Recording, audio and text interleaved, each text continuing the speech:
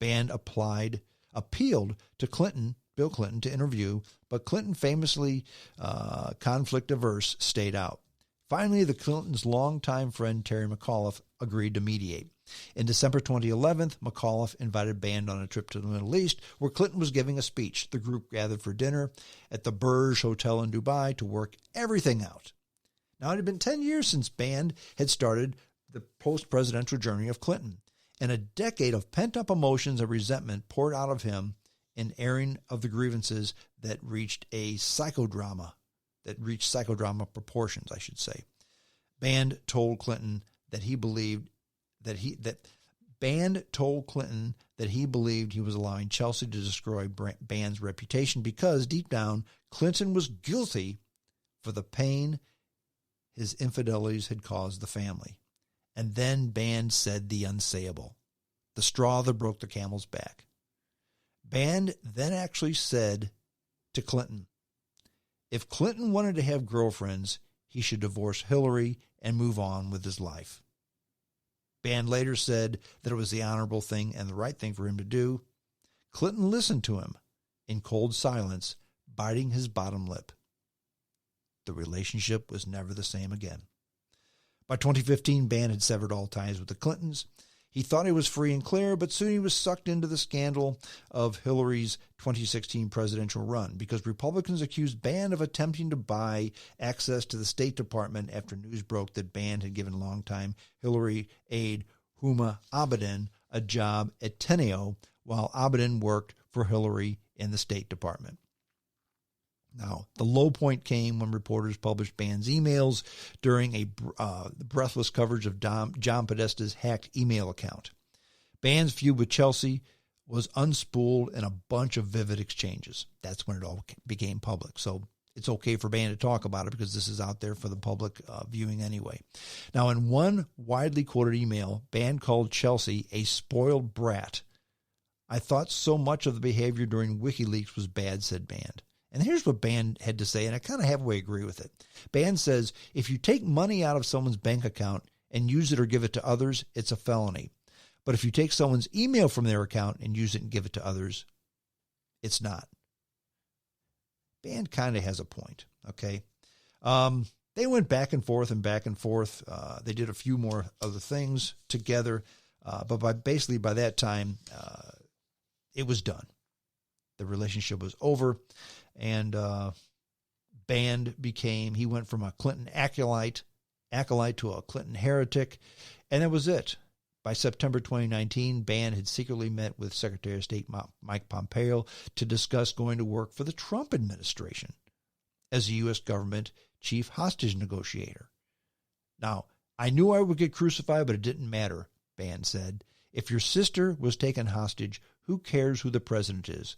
I don't think it's a partisan issue. In the end, I didn't accept the job, not because I had qualms about working for Trump, but I had 4 children at home and the pressures of managing an 800-employee company, Teneo, and he couldn't afford to be away from home, and the extra work would do that. But the fact that Band seriously considered working for the Trump administration is a microcosm of the Clinton value system, which Band kind of helped design, and all of its moral and ethical contradictions. The end justifies the means. Now, in post-presidency, Band designed the Clinton operation on the unspoken prevalence that there was nothing wrong with self-dealing or sketchy relationships as long as they were in service to benefit others. When you're trying to raise large amounts of money to do great, big, and helpful things in the world, you have to make choices, Band said. There are lines people draw, and sometimes they get close to them or go over the line. Again, the end justifies the means. Band has since sold the company and is close to a billionaire now. And I think he's 44 years old. But I'm linking these to Trump because you can see how much Trump and Clinton are kind of alike, okay? Now, Band was recently asked if he ever thought he would reconcile from Clinton. reconcile with Clinton, with Bill Clinton? And his answer is very interesting. His answer, and I quote, now remember, here's the question. Do you think you'll ever reconcile with Bill Clinton? Here's his answer. I will always be enormously grateful for the opportunity to serve, have great respect for his impact on the world, and have enormous personal affinity towards him.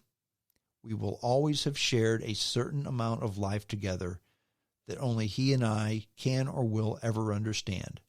I harbor no negative feelings or anger towards him whatsoever. He doesn't answer the question. His answer is pure Clinton speak. The years apart, though, have given Band clarity about what his life was for so many years. Band says, it's like a cult, that world. It's hard to get yourself out and difficult to see outside of it. And it's even harder to understand. It's even harder to understand that when you're on the inside. It's a very interesting article, very interesting story, and it kind of gives you insight as to what the Clintons are all about. Now, face number 4 of the 4 faces of socialism, Donald Trump. Basically, I don't have anything to add. Because if you listen to that story about Doug Band working with the Clintons, it's kind of like a carbon copy of Trump. Yeah, Clinton was this and that. He was a bad person. He was a bad this, a bad that. But look at what he did. And isn't that the scenario that the Trump supporters give to Donald Trump? He was a bad actor, a horrible person, called people names, treated women badly, married and divorced and married and divorced and married and divorced. But look at the 3 Supreme Court justices he assigned. Look at all the good he did with our with standing up to China. He's getting ready to pull. He never started a war. Only president of my lifetime to never get involved in a war. And he's looking at pulling troops out of Somalia and Afghanistan. He has Republicans and Democrats who hate him and love him. Donald Trump, outside of Bill Clinton, is the ultimate end justifies the means guy. Except for it's a different group. The Clinton supporters, for the most part, Clinton supporters are not Trump supporters. And Trump supporters were not Clinton supporters for the most part. But their MO, the way they operated, the people they had around them, the tight inner circles that they had are all the same. So the 4 faces of freedom. China with Hong Kong, Austin, Texas. The Clintons, Donald Trump. 4 faces of a free society. I'm not going to say if they're good faces. I'm not going to say if they're bad faces. But it's stuff that you get when you have a free society. You've got to understand that, I guess in theory, the absolute best society is the benevolent dictator.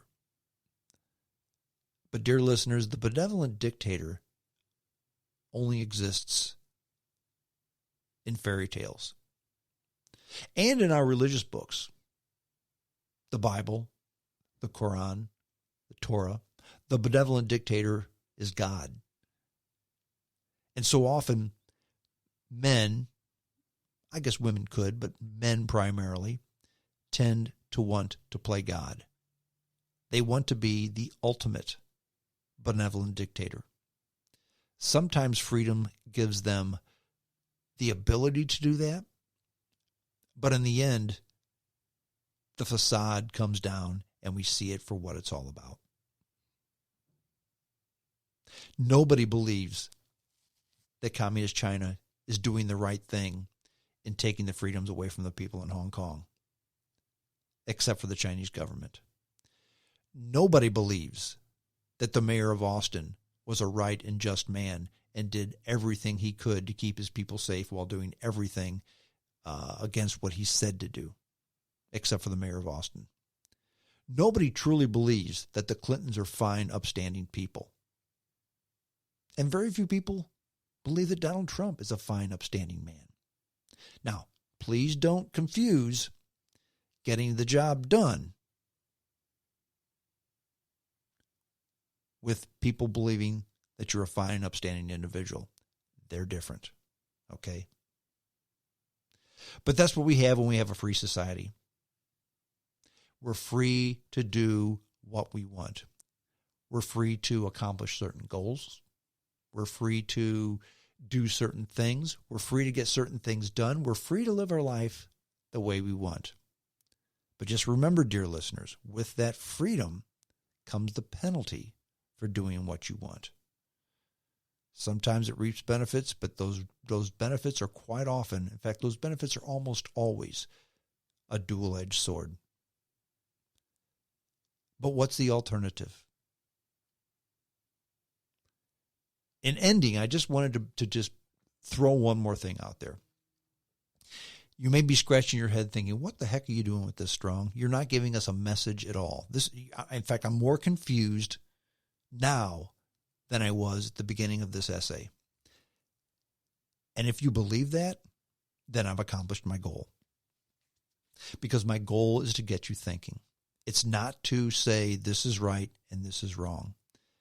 Because that's not what freedom's all about. That's not what a free society is all about. A free society is having everyone do what they believe is correct within the law, and then taking a look at what you're doing, taking a look at what others are doing, and seeing what worked and what did not work, and learning from your mistakes, and then doing the right thing moving forward. In Hong Kong, we really don't want people throwing eggs at buildings or putting graffiti on buildings, but we don't throw them in prison for life for doing that. In Austin, Texas, sure, if you want to have a 20-person wedding for your daughter, go ahead. But don't tell everyone else that they can't do it either. Only you can do it. With the Clintons, there's no doubt that the Clinton Global Initiative and the Clinton Foundation did do a whole lot for a whole lot of people. But at what cost? And Donald Trump. We got in my opinion, three outstanding Supreme Court justices, and have finally stood up to China and looking to, for the first time in my lifetime, to actually decrease the number of troops that we have in the world. Looking to pull a lot of troops out of Germany. Look, that's in the process of happening, and Afghanistan and Somalia. We've never done that in our life. But in the process, have basically alienated every ally we have in the free world. With all of those, perhaps if we take what's happened, if we consider how it happened, and maybe the next time concentrate on maybe getting the good done without the fallout and the damage in the process. Just for your consideration, dear listeners. That's it. I'm done. Hope you enjoyed the podcast. JamesStrongShow@hotmail.com. That's the email address. Send me your email address, and I will send you a link to the podcast, and you can go ahead and download it and listen to it at your leisure. That's it. I'm done. Until next time, this is James Strong saying adios.